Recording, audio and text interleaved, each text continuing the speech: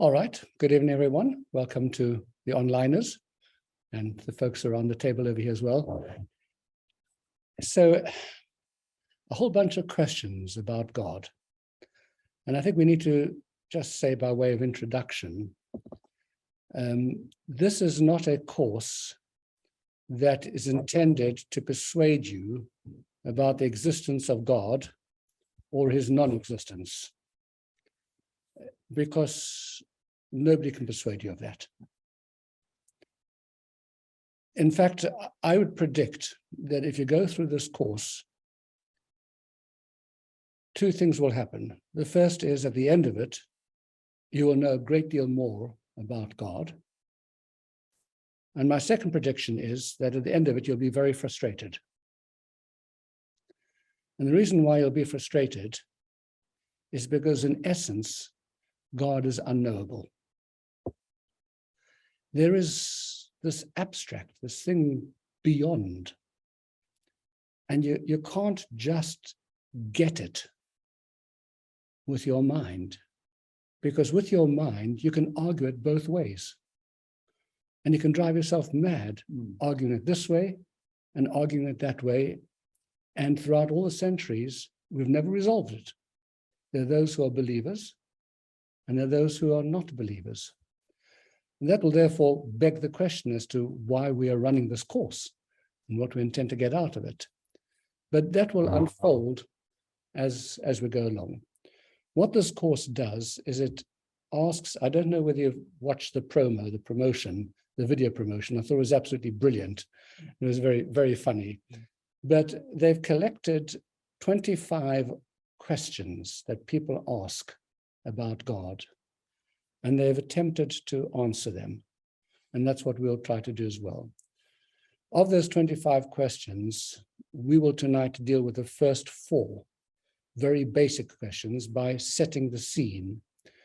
So if anybody has come here really looking for answers to say, I'd like to come away from this course being a believer, if I'm not a firm believer now, you'll be disappointed, because that's not its objective. But you will gain, nevertheless, a great deal from this course that'll get your brain ticking and which will help us to explore some of the ideas which are central to this whole endeavor. So we're going to start just with a little story. Have you managed to get it there, Mike? Is it good? Okay. So there's a particular Jew who professed to be an atheist, and he didn't want to send his child to a Jewish school to learn about Judaism. And he also didn't want to send his child to a public school. So he chose a very nice Catholic school for his son. Good Catholic school. A few days into the year, the kid comes home and begins to talk about the Trinity. So the father listens and he gets very angry. He says to him, now listen here, son. He says, I don't know what these people are telling you, but I'm telling you there's only one God and we don't believe in him. But what you see from this story is that this idea of one God lies at the core core of our Jewish understanding of God, whether one chooses to believe or not believe. But what is it you're believing in or not believing in? One God. Yeah, that's the essence of it. And of course, our story starts about 4,000 years ago in Mesopotamia. This extraordinary person who we know only from our Bible, Abraham, society where divine beings are being embraced left, right, and center. Everyone and his gods, the more the merrier. And all of a sudden, this single individual starts looking around the world saying, this doesn't stack up. There must be something else that drives this world. And he comes to this idea, this radical idea of a single, omnipotent, invisible, supreme being. And everything else about Judaism, its teachings, its precepts, its culture, its value system, its all-encompassing belief system, all of that flows from this single, unique idea that Abraham introduces into the world. But who or what is this God? The one who's at the center of all our Jewish understanding. And that's what we're going to try and explore over the next number of weeks. And particularly those 25 common questions which are asked. So before we move on to the actual questions about God, there's, I suppose, an important preliminary question which we have to answer for all of ourselves. And that is, why is this course relevant? What does it matter whether you know more or less about God, if it's not necessarily in itself going to impact or affect your belief or non-belief in God? So is this an exercise in futility? I think there's this really interesting question, which we could debate for a long time, as to whether humans, the human species, whether we're biologically hardwired to believe in God, or in some sense in a higher power. Because human beings have been chasing this idea for thousands of years. And because we have a sense of self-awareness, unlike animals, we have this feeling that there must be something beyond. We're simply not satisfied with just being another animal. We just have this feeling that there must be some reason, some purpose, something which is bigger, something which is beyond we're searching for. And we have this capacity for very refined spiritual feelings. And when I say spiritual, I'm not referring to something which is either intellectual or even emotional. It's another dimension that we have. It's very hard to define it. And so we just give it a name called spiritual. But if you try to say, how do you feel when you're spiritual? It's a very difficult question to answer. I don't know. I just know that I feel spiritual. And as a consequence, human beings throughout all the ages have searched and found a variety of religions and different kinds of isms, not all of them beneficial to humanity, not all of them good, some of them quite destructive and evil, but to meet this need that we have. And the interesting study, which was done by a woman called Dr. Lisa Miller, she's a neuroscientist, and she's been doing some research in neuroscience and genetics.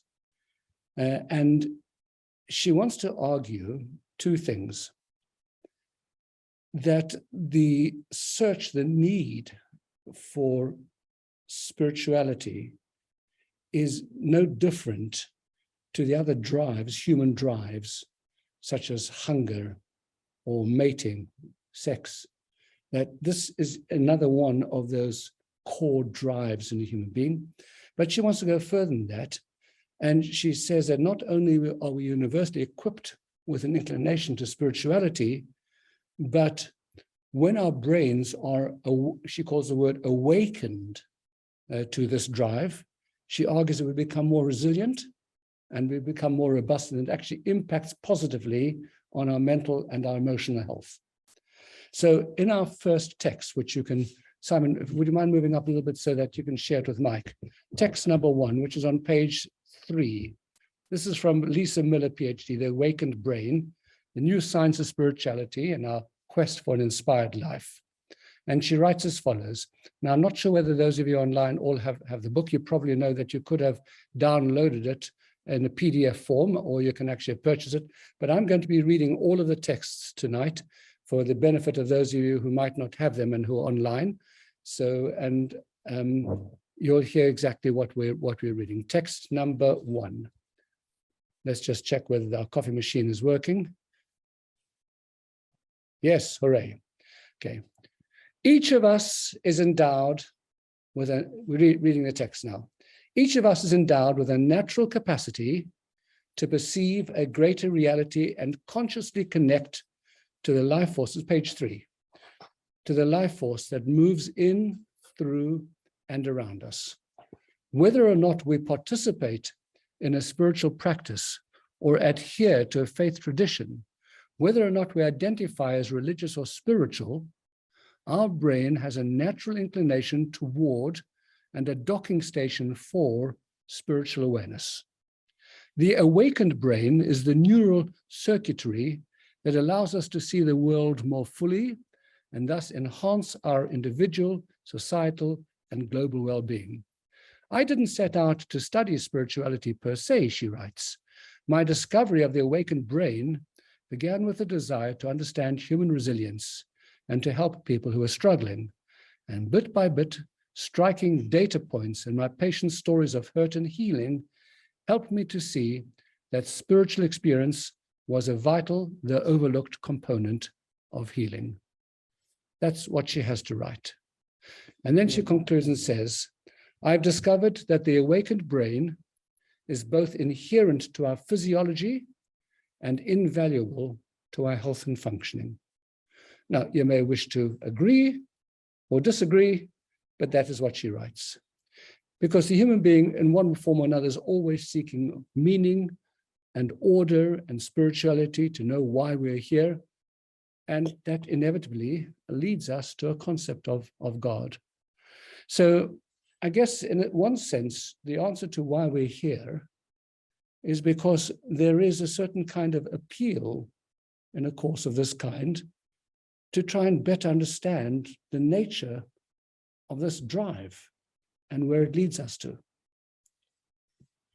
And from a Jewish religious perspective, we need to ask whether we're even permitted to ask the kinds of questions which we're going to be asking. Shouldn't we simply accept the truth of God's existence? You know, in our Ein Kelekenu that we sing, we start with, there is none other like our God. That's the first verse. Second verse, who is like our God? Isn't it the wrong way around? Shouldn't you start with who and then say, oh, okay, well, no one else is like our God. But that's not the way Judaism normally starts. It says, okay, I believe in God. Now let me try and find out a little bit more who he is. That's the starting point within Judaism. But you're allowed to question. You're allowed to ask those questions. Who? According actually to the Zohar, which is the foundational text of Jewish mysticism, understanding God to the extent that it is possible is actually, according to the Kabbalah, the entire purpose of our being. That is part of our function as human beings to try and to discover God. Text number 2 on page number 4, taken from the Tanya in the first instance. The entirety of human existence and purpose is to gain an intimate knowledge of God's glory and majestic splendor, each individual to the extent of their intellectual capacity. And this goal is stated in the Zohar.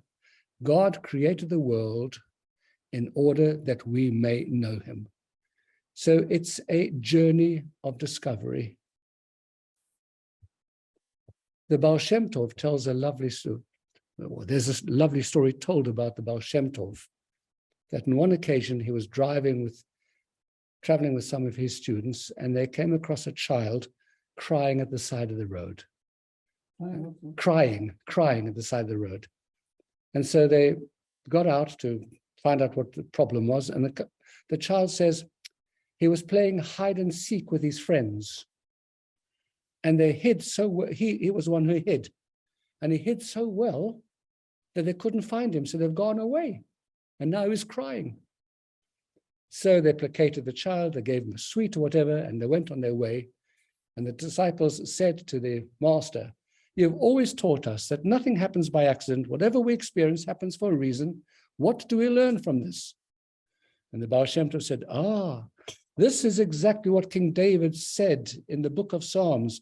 Oh, but you are a God who hides himself and has hidden himself so well that mankind has stopped looking for him. And as a consequence, they've gone away, or they've stopped believing in him.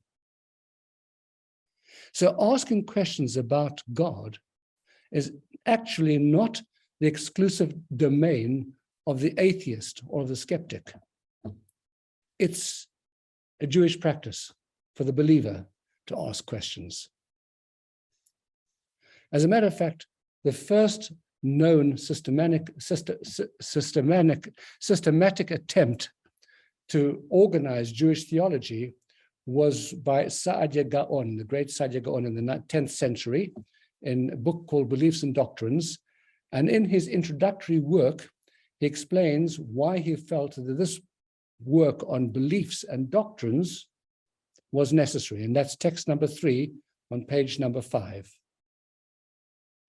He says, we engage in philosophic and intellectual probes of the principles of our faith for 2 reasons. First, to intellectually confirm what we already know, having been so informed by God's prophets. And second, to empower ourselves to respond to those who take issue with our beliefs. So the very first idea that he presents over here is that we should be exploring more about what we've already accepted. That's Ein Kelohenu, there's none like our God. That's our baseline. And then we start to explore. And the second reason he gives is because you've got to know what to answer to the non-believer.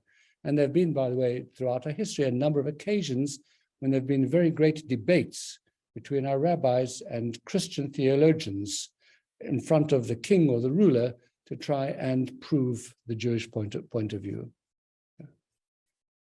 And the point is this. The reason why we search with our minds and ask these intellectual questions, which we're going to be asking, is because if you have some kind of spiritual feeling and your mind and your intellect is not in tune with that and fights against it, then you've set up a conflict within yourself. So really, mind and heart and spirit all need to be aligned in order to be able to have a healthy sense of your position in the world and your position in the universe. So these questions are designed to help us to align our minds to whatever spiritual feelings arise in us from time to time, so that our spiritual feelings are not traveling in one direction and our brains and our intellect in another direction. And then we find ourselves, as you said a little bit earlier, Mike, on one hand you feel, well, I belong. On the other hand, I'm not sure whether I believe in God. And that's conflict because there's 2 different systems at work over here. And one is a deeply spiritual system. It's not just cultural. It's not just I need to belong to a group. It's something much deeper than that, which is hard to actually identify. But at the same time, my intellect is telling me something else. So these questions help to resolve some of those conflicts between mind and soul. And that's what the reason why we are engaging in this study tonight. Can I ask a quick question? Of course. It's difficult for scientists to align intellectual and spirituality. There are obviously some scientists who find reconciling their spiritual feelings with belief in God very hard. But there are other very great scientists who have no difficulty. So it's not an impossible task. It's a question of who you are and how you see things. At any rate, tonight we're going to ask 4 questions. Number 1, what is God? Number 2, where is God? Number 3, how did God come to be?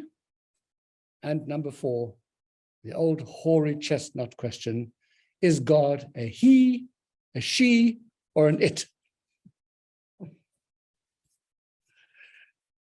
Let's start with our first question. What is God? And again, we'll start with a story.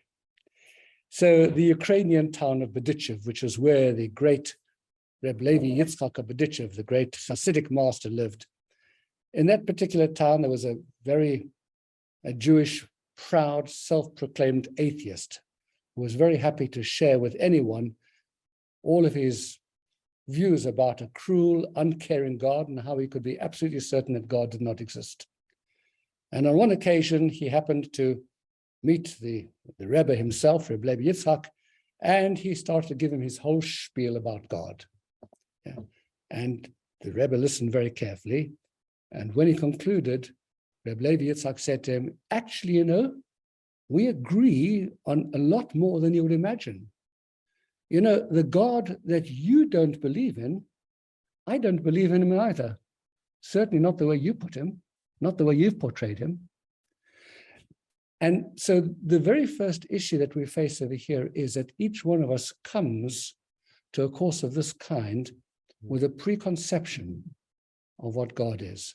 Now, we all know that we've grown a little bit beyond our childish image of an old man with a big white beard, etc., sitting on a throne somewhere up over there on clouds, or, you know, whatever. But beyond that, we have developed some kind of explanation or non-explanation for what God may or may not be. And so, in a sense, the first thing that we need to do in this course tonight is deconstruction, to deconstruct some of the stereotypes that have already entered into our minds. So really, before we get to know God, we have to unknow him. And we're going to start with the unknown. And the Midrash, by the way, tells a famous story. Now, you know, the Bible, in describing the story about Abraham, starts at a very late stage of his life. At the age of 75, we encounter him, when he's already on his journey to discover God. But we don't know from the Bible itself anything about his backstory, how he actually, in the first 75 years of his life, how he ever came to believe in God. Well, the Midrash tells a very nice story. Now, you can take it for what it is, but this is the story which is told. It's in text number 4 in your books, which is on page number 8. And the story goes as follows. Terach was, of course, Abraham's father, and he was an idol manufacturer and a seller, a vendor. And on one occasion, says the Midrash, he went away and he left Abraham to manage the store in his absence. And prospective purchasers would come in, and Abraham would say to them, tell me, how old are you? And they would say, well, 50 or 60 years old. And he would say, oh, you poor fellow, a 50-year-old man wants to worship a day-old object. And then the person would sheepishly depart. And then a woman came into the shop with a plate filled with fine flour. Take this, she requested of Abraham, and please offer it to the idols. Instead, says the Midrash, Abraham took a club, shattered all the idols, and put the baton in the hand of the largest idol. When Terach, his father, returned, and he saw all the shattered idols, he thundered, what have you done to the idols? Well, I must be honest with you, Abraham responded. A woman came in with a plate of fine flour and asked me to offer it to them. But when I set it before them, one of the idols exclaimed, I eat first. And another one protested, no, I eat first. And then do you know what happened? The largest idol got up, grabbed the club, and he demolished the rest of them. Are you mocking me? Do the idols have any awareness? Terach exclaimed. Did you hear what you just said? Abraham replied triumphantly. So Abraham comes to the conclusion that the current beliefs are absurd. And his mind wants to investigate until he eventually discovers this notion of one God. And in a sense, we embark upon a similar kind of process, so that many of the conceptions that we have of God, we're going to put to one side. So the first we need to understand is, what is God? And we're going to discuss God from a number of different angles.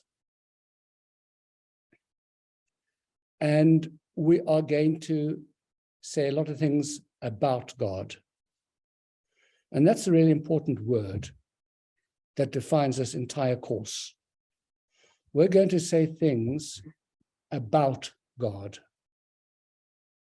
but we have to accept that God himself is utterly, totally unknowable. And if we could know him with our finite minds, then he wouldn't be much of a God. That's the problem. That's the conundrum. Because a finite cannot grasp the concept of infinite. And if finite grasps finite, then who wants to have a finite God? So by definition, we can't know God. And that's the starting point. But having said that, we can know a lot of things about God. We can't know what God is, but we can know that he is. And that's a very fine distinction.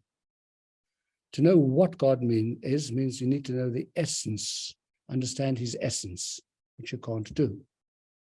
But you can understand lots of things that indicate to us something about him. And by the way, this is actually encapsulated in the phraseology that we use to describe God when we refer to him as HaKadosh Baruch Hu. The word Kadosh, always the Holy One, blessed be he. The word Kadosh means beyond. We translate it as holy, but something which is holy means something which is different, separate, apart. So when we refer to God as HaKadosh Baruch Hu, we're immediately saying he's beyond and separate and apart and incomprehensible.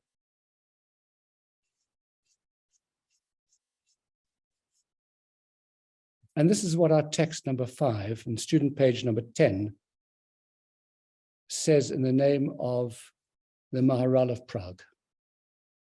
Our sages purposefully refer to God as Kadosh, the Holy One, because God's truest self is unknowable, detached from and beyond every form of physicality, body, or any other existing entity.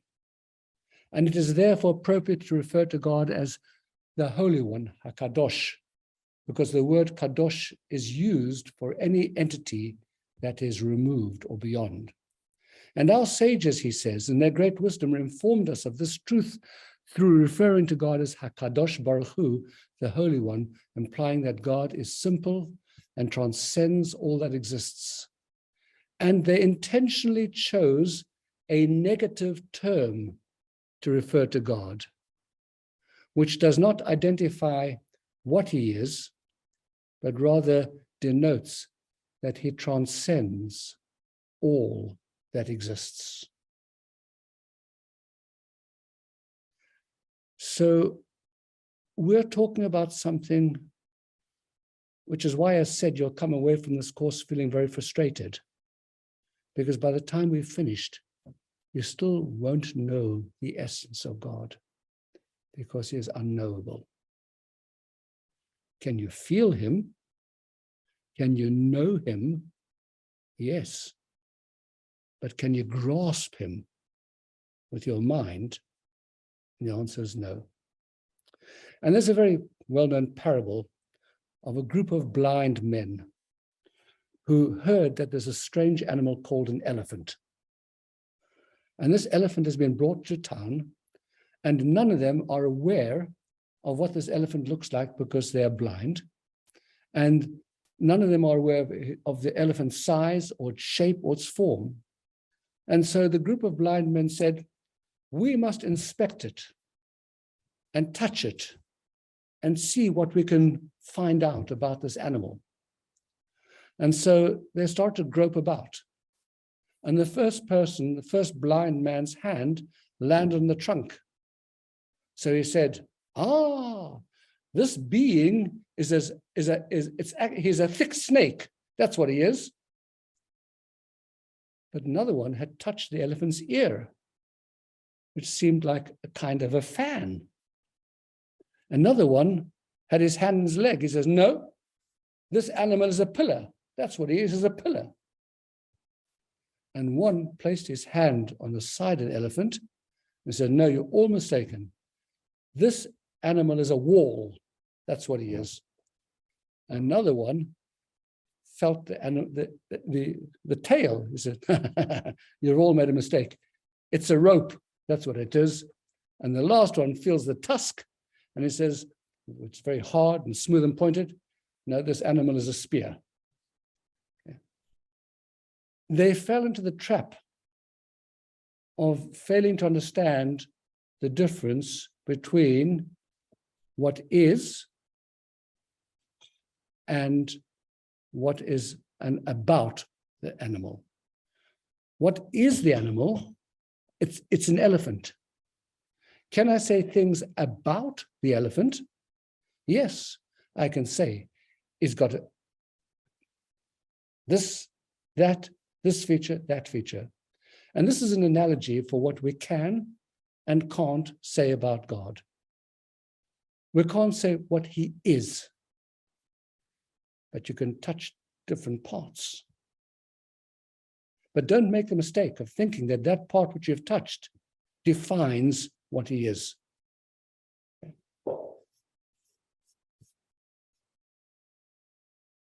And the fundamental problem that this leads to when we mistake about and is, I think there's this famous line, God created man in his image, and we returned the favor and created God in our image.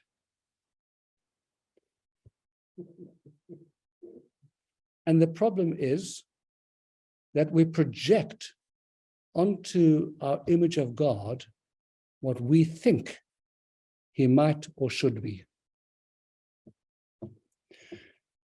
Rabbi Steinsaltz, who passed away just a couple of years ago, was a brilliant thinker. He was a really wonderful man, hugely insightful.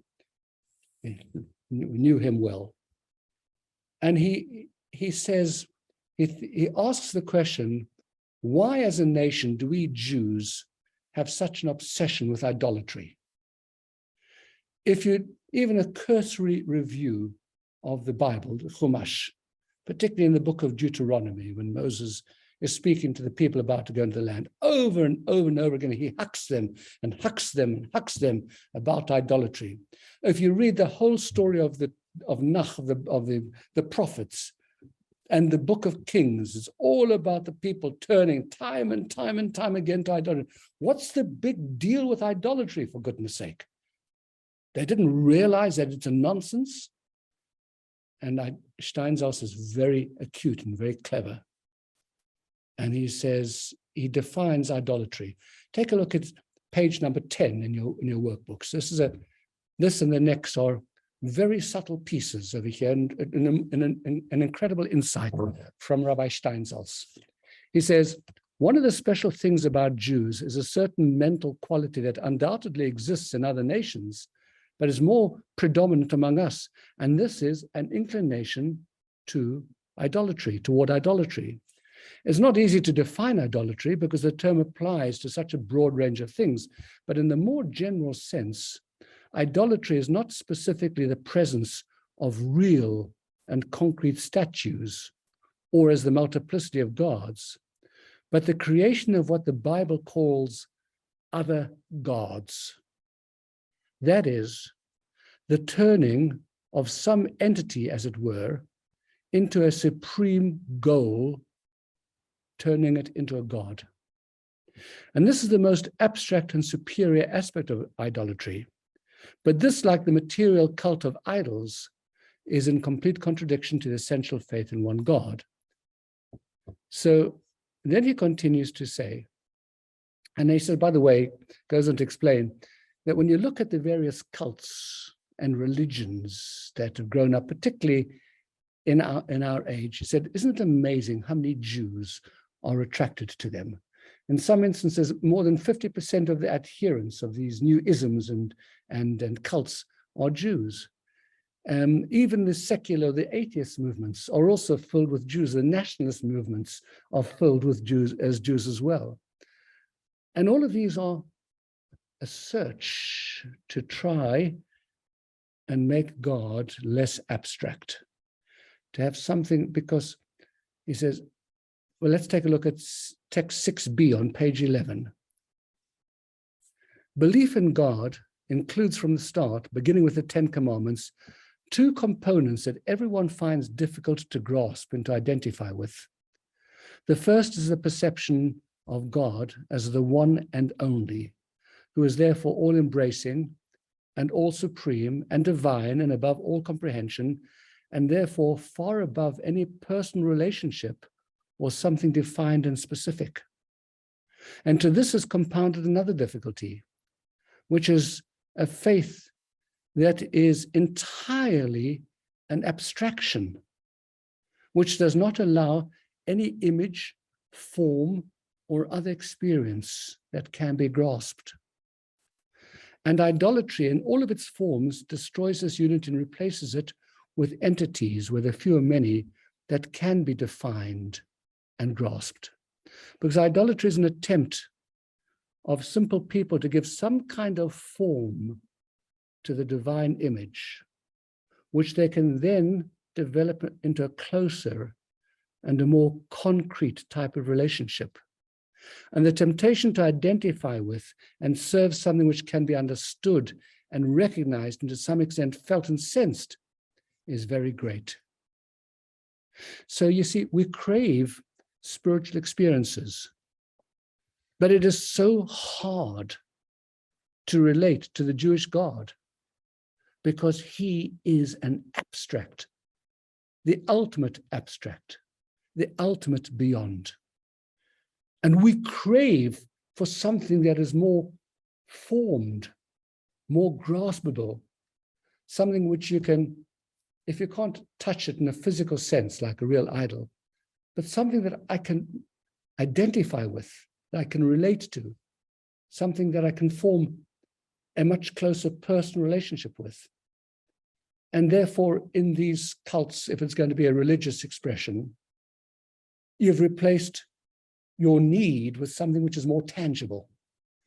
And if you have aligned yourself with something which is not religious, with communism or socialism or any of the other isms, again, you're grasping for something which makes sense to me, that I can hold on to, that I can get myself around, I can get my head around it. Yeah.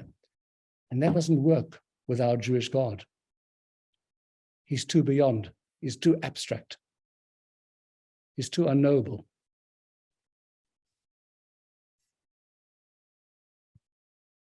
So when you ask the question, what is God?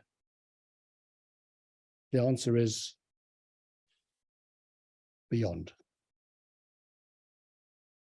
An abstraction. Okay. Which leads us to our second question. Where is God?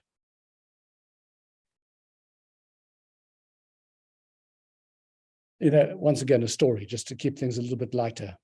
There are these two kids, they're the most mischievous kids and naughty kids in the town. One of them is 8 years old and the other one's 10 years old. And they're always getting into trouble. Anything which goes wrong in this town, parents know that it's going to be their kids who are going to get the blame. So the boy's mother hears that there's a rabbi, one of the rabbis in town, is very successful in disciplining kids. So she asks him if she would speak to his boys.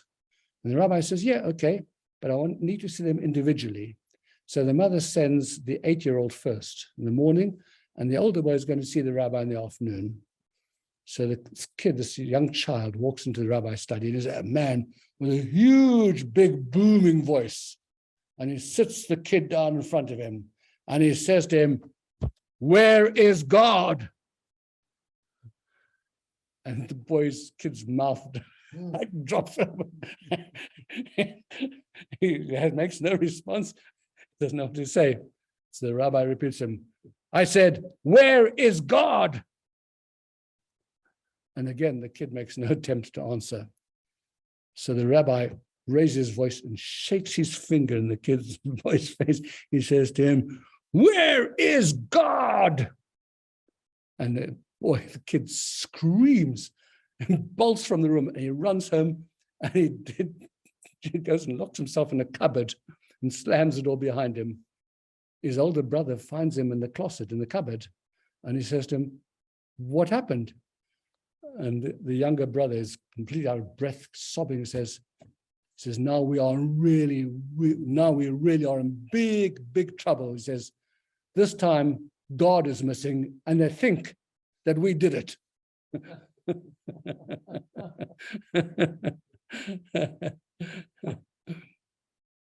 When you look in Jewish tradition, you find two different depictions of God's location. The first one we find in Deuteronomy. It's text number 7 on page 13. Gaze down from heaven, from your holy dwelling place, and bless your people Israel. So this is a verse which says, where's God? In heaven. Oh, of course God's in heaven. Where else is it going to be? Okay. And many traditional references follow this model. In the Talmud, God is referred to by the Aramaic term Shemaya, which means the heavens. What's the term for a God-fearing person? He's a Yirei Shemayim, one who fears heaven, a fear of heaven. In Yiddish, by the way, when you want to do, the name which is used for God is the Eibishter. Eibishter means the highest one, the one above. And when people want to refer to God, what do? Up there.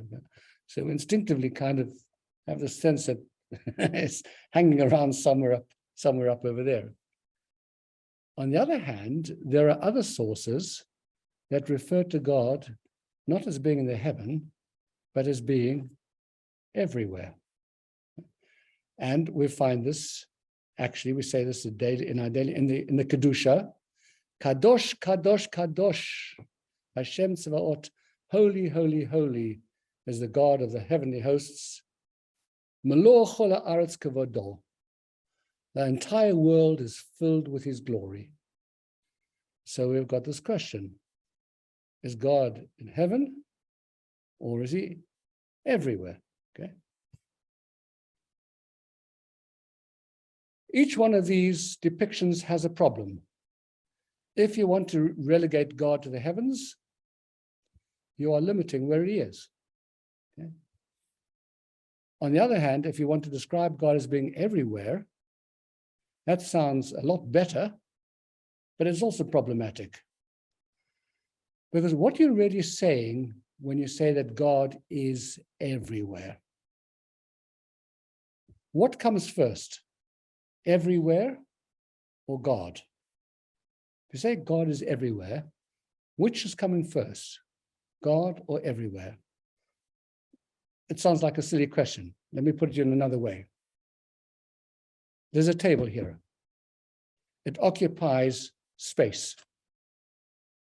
Which comes first, the space or the table? Can you imagine this space without a table in it? Yes. Can you imagine the table not taking up space? The answer must be no.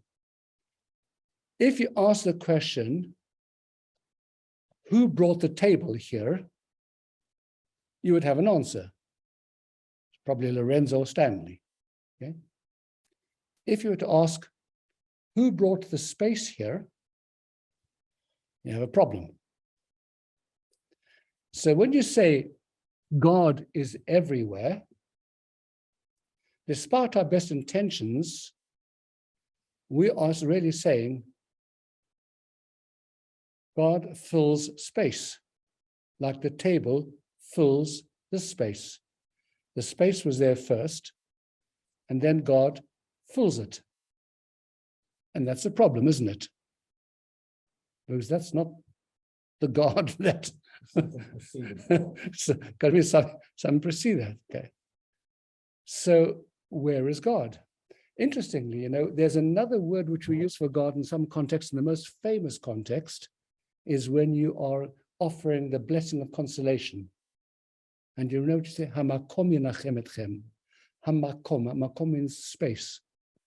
One of the names of God, one of the ways we refer to God is by calling him Makom, space, the space. And the Midrash explains the significance of this title of God. It's text number 1, text number 9. It's very short. I'll just read it for you. It's page 14. It says, Hu makomo shel olam ve'en olamo makomo. God is the space of the universe, and the universe is not the space of God. Because space is the most essential dimension of this universe. As all scientists will probably agree, space holds everything. Space holds this table, this chair, this room. Without space, nothing exists. So when we say that God is the makom, the space of this world, what we mean is that God is what holds the world and enables it to exist. So when the Midrash says the world doesn't contain him, but he contains the world, we mean that he is the world. Now, by the way, the better way to say this is when you ask to answer the question, where is God? The answer really is everywhere is in God. Everywhere is in God. In other words, he is the space, and everything is in God in that respect. Now, this is a big idea to get your head around. It's a very abstract idea. But let's leave that for the moment. Because when we have these two descriptions of God in the heavens above and God everywhere, we are really saying two things which are about the way in which we relate to God. When you describe God as in the heavens, what we're really trying to say is he's above us, beyond us, as we discussed before. But when we say God is everywhere, it's because we don't want to simply have a God that is in some other space somewhere. We want a God who's more personal, a God who is in our space. And so when we say God is everywhere, what we're saying is he is also at the same time within our world. So that's why we have these two terminologies, because one is to say to acknowledge that he's beyond, but the other is to say, but actually he's here as well. And that therefore the things which happen in our world are happening in his presence. The concept of providence.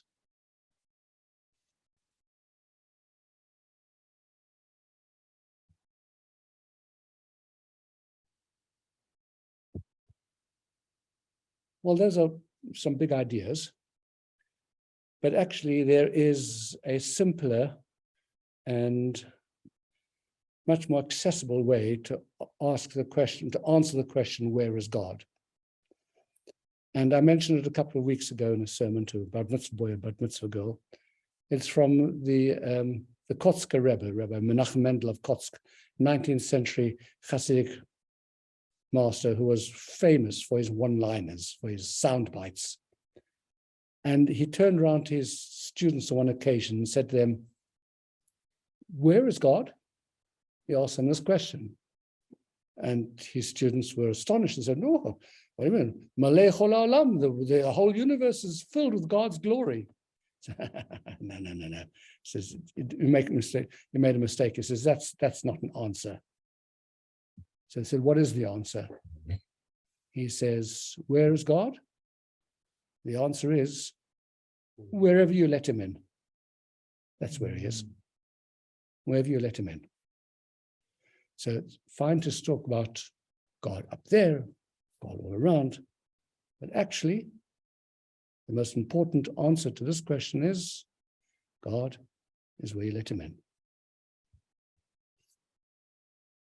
You won't hear that for no.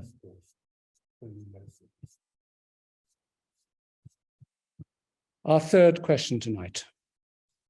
How did God come to be?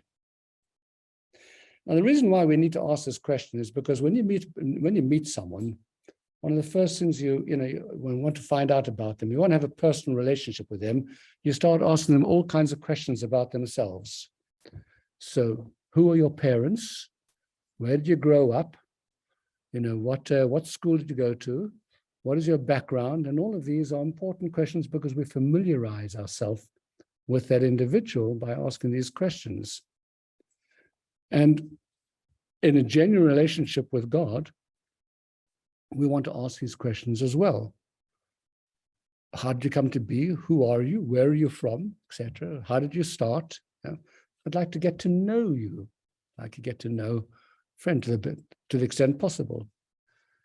So there's a wonderful story that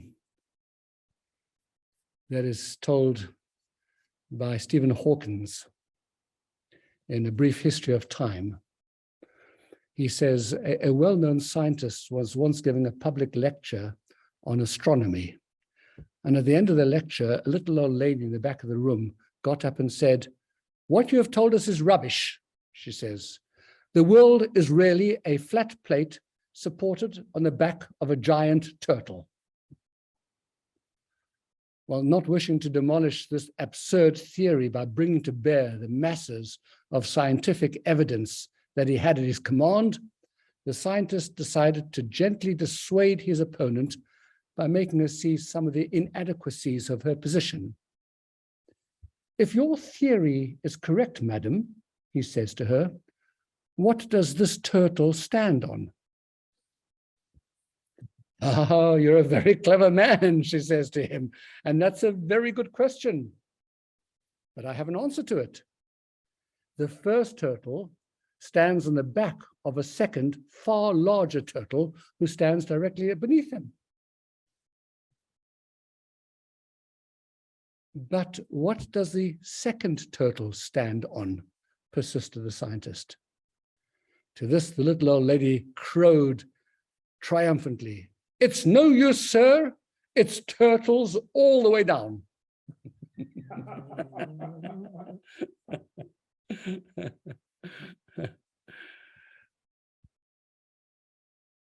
We have a problem when we ask, where is God from? Because we have to confront what it means to exist. And to get our heads round the concept of existence. If I ask the following questions, you'll have a ready answer. Who gave us the iPhone? Answer, Steve Jobs. Who invented the light bulb? Answer, Thomas Edison. Who developed the airplane? Answer, the Wright brothers. Anything strange about any of these questions? No? Okay. Now let's ask another question. Who invented the mathematical equation 2 + 2 = 4? Which professor designed this principle of mathematics? How did it come about? And you know that's a ridiculous question. Because if you compare a mathematical reality to an iPhone, you have a misunderstanding. An iPhone needs to be invented. Somebody has to design it. A mathematical fact can't be invented and designed. All you can do about it is discover it. But it's always been there. So in a similar vein, you can't actually have a question concerning who created God, because you've misunderstood the nature of existence and of creation. The medieval Jewish philosophers contrasted our language in relation to things which are created with our language about God. This is taken from Maimonides, and it's figure 1.3. You need to look at this over here inside on page 16. There's two columns over here. Column on the left is everything, and column on the right is God. okay?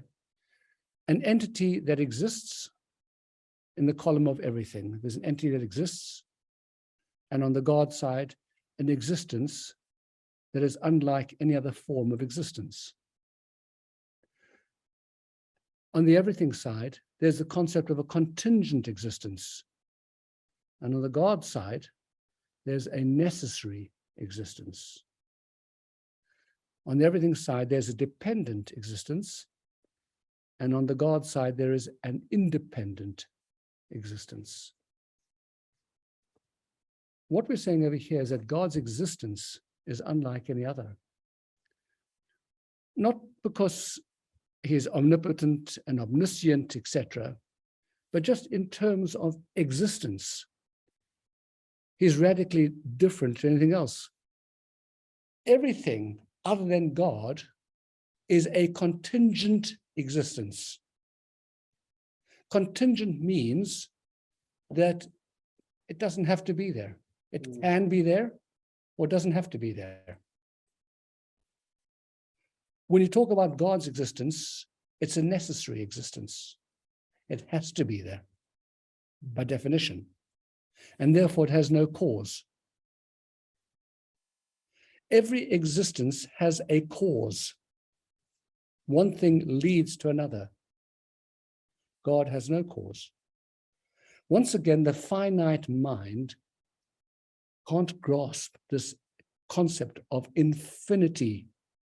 We're not programmed to understand it. It's beyond our grasp.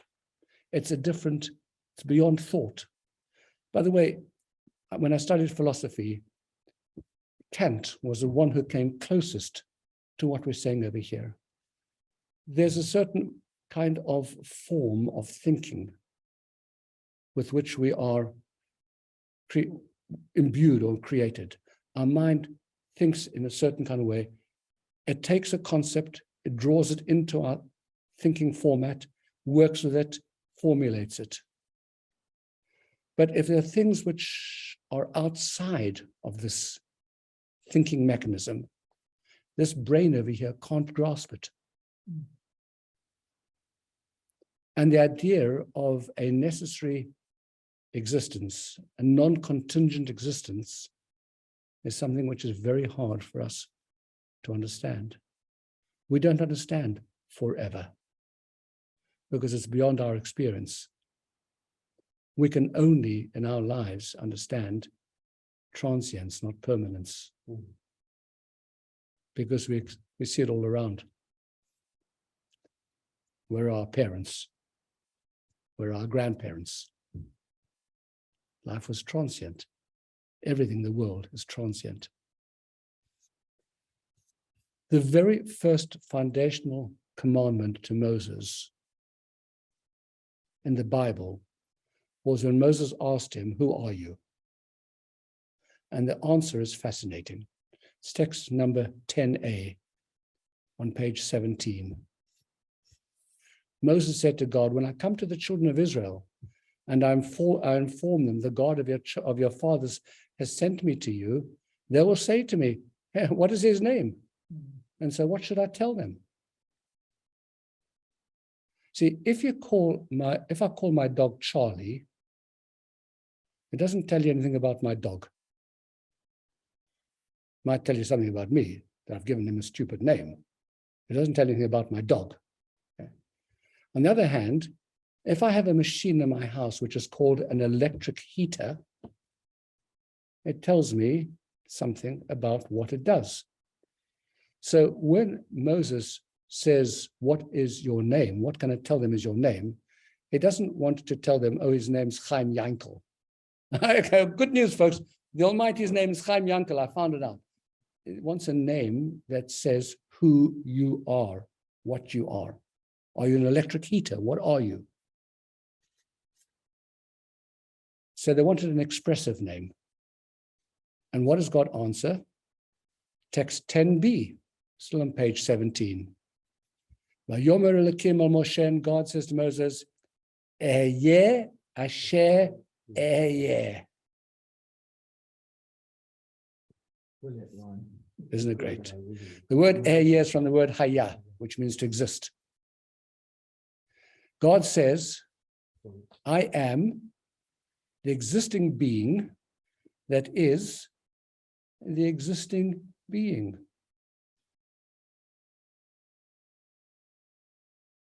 I am.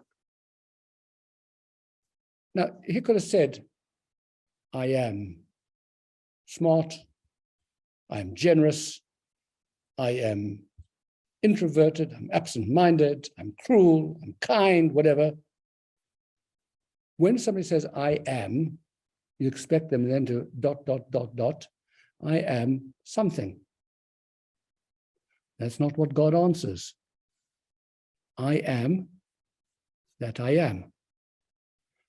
God's most outstanding quality is not his omniscience, his omnipotence, or anything else other than his most outstanding quality is that he exists.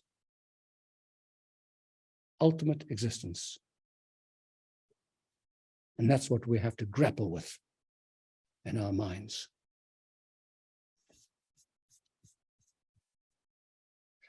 Maimonides, in the Guide to the Perplexed, in text number 11, page 18, puts it as follows. This phrase conveys that God's existence is not an ordinary existence. We could summarize the concept as such: God is the existence that exists. In other words, he is an essential rather than a contingent existence. And therefore, when we come back to this question, how did God come to be? By asking the question, we are stuck in a box in our tendency to create God in our own image. Because by asking the question, we are thinking in human terms, not in divine terms. We're thinking in terms in which every existence is a contingent existence. And it doesn't work.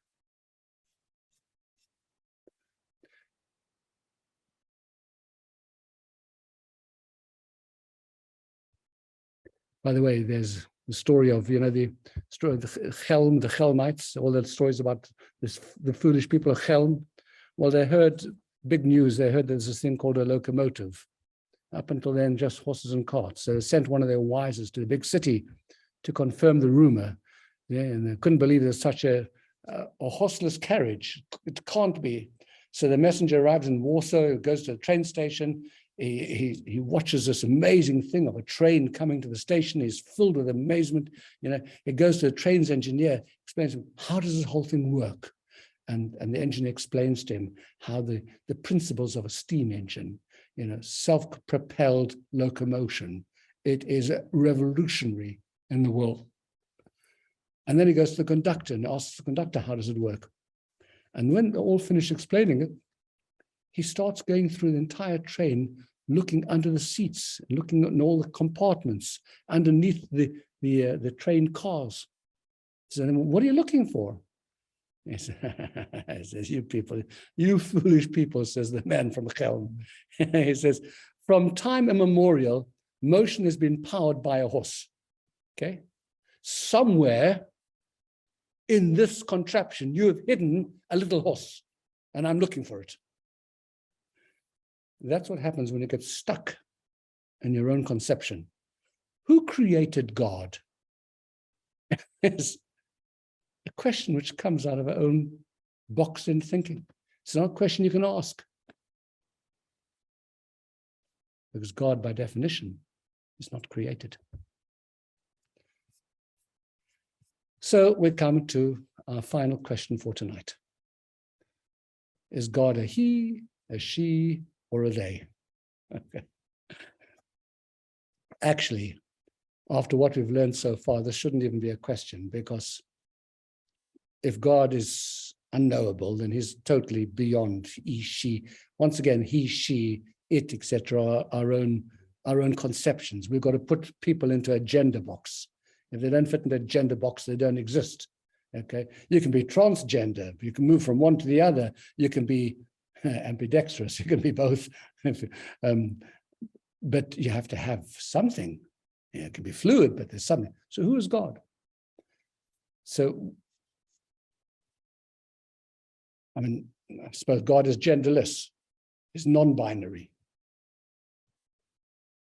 However, the reason why the question is asked is a very good one, because we consistently refer to God seemingly with male pronouns. We refer to him as our Father, our King. And even though they're anthropomorphic, they're our own way of trying to connect with God, why do we describe God exclusively in male terms? That's what we're really getting at when we say, is God a man or a woman? And to many, the answer is completely obvious. You know why we call God man? Because the authors of the Bible and the authors of the Siddur were, of course, men. They were sexist. They thought it'd be better to refer to man in masculine terms. You can't blame them. It was backward times. They weren't up to, I didn't have an understanding of our society. And now, obviously, it's time for us to acknowledge that this is a millennia-old injustice. We're perpetrated against with a fair agenda, and therefore you'll discover that in many liturgies, reform liturgies, etc., they'll be referring to God as a woman and refer to as he, she, or whatever, and they'll find other ways. So actually, there are a couple of ways of responding to this challenge over here. The first is that actually, if you look a little bit more deeply, you'll discover that there are a number of key entities in Judaism that are described with feminine pronouns. So the Torah is feminine. The human soul is a neshama, feminine. The land of Israel in Numbers and in Deuteronomy is defined as a feminine.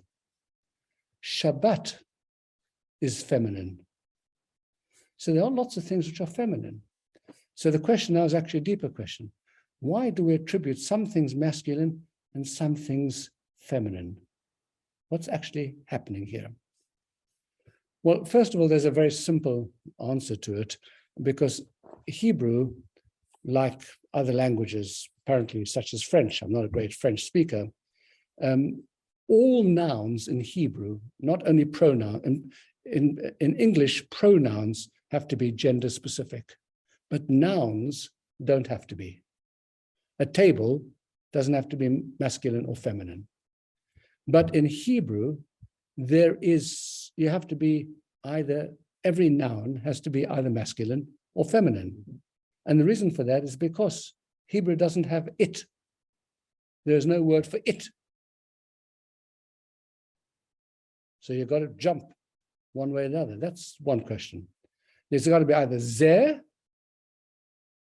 or zot, masculine, feminine.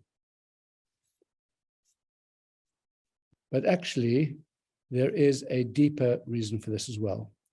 Because you see, simply saying that you have to jump one way or the other when you name something doesn't quite answer the question.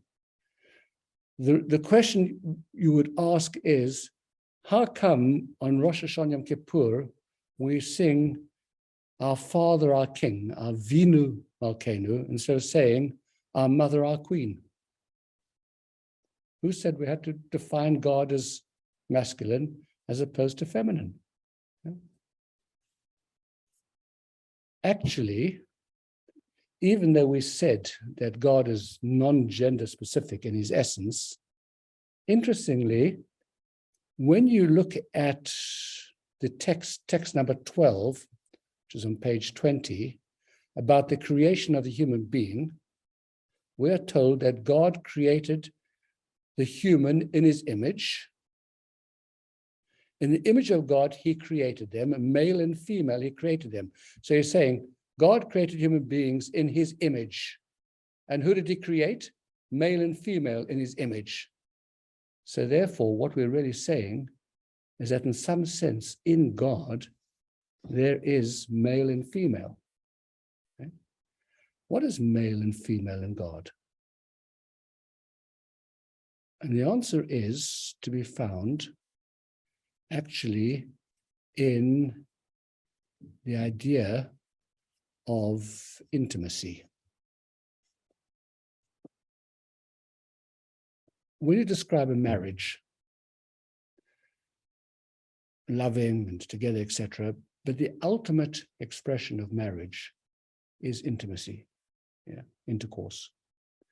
And in intercourse, in the marriage of these two entities, male and female, you have biologically a giver and a receiver. The giver of sperm, the receiver of sperm. So when we refer to the idea of man, of male, we're talking about the dimension of giving. And when we refer to the idea of female, we're referring to the dimension of receiving. Now, the whole world, the whole universe is built on the dialectic of giving and receiving, giving and receiving. There's always a force that gives, there's always a force that receives. The force that receives can in itself become a giver as well to another entity that will then receive, which can then also give. So the whole of biological nature around us, even the whole idea of relationships, of interconnectedness between human beings, is all based upon the concept, the reality of a giver and a receiver.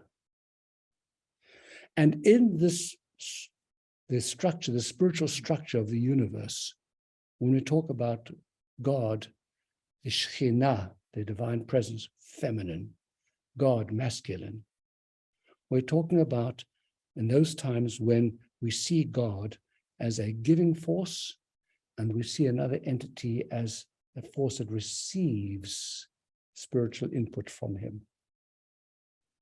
So when we talk about is God male or female, whenever we're referring to him in his male capacity, in the male gender, it's because we're talking about God in his capacity as a giver of life force. And whenever we describe an entity in a feminine gender, we're describing it as the receiver of that life force. And so therefore, to say, I'm going to change the he in the Amida to a she in the Amida is a complete misunderstanding of the dynamic that we're talking about over here. Because in that particular prayer, we are turning to God, we are a receiver, he is the giver. So of course he's going to be described as a he, because the he is the giver and the she is the receiver. That's the way, I mean, by the way, there'll be lots of people today who will want to rubbish all of this and to say, there's no distinction between a he and a she. But you know that just biologically, that doesn't work. We know that there's a he and a she. Okay? And that's the universe that the Almighty has created. So therefore, you've got to say that when we're talking about the concept of God, he is actually, in his essence, neither he nor she.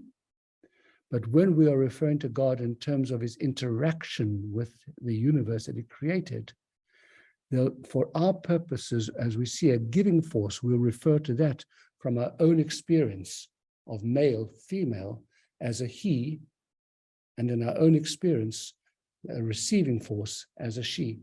And that's just logical. So actually, the question really goes away. Yeah. The question really goes away. Pardon? We can be more of a giving force or more of a receiving force. Yes. We can let God in or we can try and go out. Yes. We're all givers and receivers. Yeah. A man is both a giver and a receiver. A woman is both a giver and receiver. But in essence, certainly in the physical relationship, in the intimate relationship, one has to be a giver, the other has to be a receiver. That's the dynamic of the universe. Right. Our key points for tonight. I'm not showing any videos. I didn't show any slides. I thought it would just be better to talk it through as we've done around the table over here. But here are our key points to conclude tonight, to do a summary of what we've learned. Number one, to ask questions at student page number 23. Key points. Asking questions about God is not a sign of weakness in belief. Even the ardent believer must do so in an attempt to gain deep understandings of God. It's important that our relationship with God encompasses our totality and that our minds should understand what our souls naturally feel. Number 2, many of our conceptions of God are incorrect and even childish. And like Abraham long ago, we need first to unknow the God of our current perception before we can gain an accurate understanding of the divine. Number 3, although we can know much about God, he himself is unknowable. The essence of idolatry is an attempt to concretize God and fit him within a familiar framework to create a God in our own image. In Jewish sources, we find depictions of God being located above in the heavens, and we're also told that God is everywhere. And while these are both true from a certain perspective, there's a deeper reality. God contains the world, holding its existence in his space. Everything is within God. God's existence is radically different from the existence of all else. All things but God are contingent existences brought into being by a cause, and by definition, they need not exist. God is a necessary existence, an existence that must be, and therefore has no cause. On an essential level, God transcends gender and is non-binary. Yet God manifests himself in both male and female modalities. And when we refer to God in masculine terms, we refer to God as he manifests or behaves in a masculine manner, i.e. as our provider and our husband. And doing so places emphasis on our importance to God as the receiver and our relationship with him, a point that I didn't touch on particularly towards the end of this tonight's service. And that is where we end for tonight. But next week, we're going to explore whether God has feelings, the possibility of whether God can communicate with human beings, whether it is correct to presume that God always acts logically. And we're going to delve into the subject of God's names. Why does he need so many of them? And by the way, why do we write his name with a hyphen? And all of that is for next Wednesday night, please God. Thank you all for joining us. Onliners, hope you enjoyed it.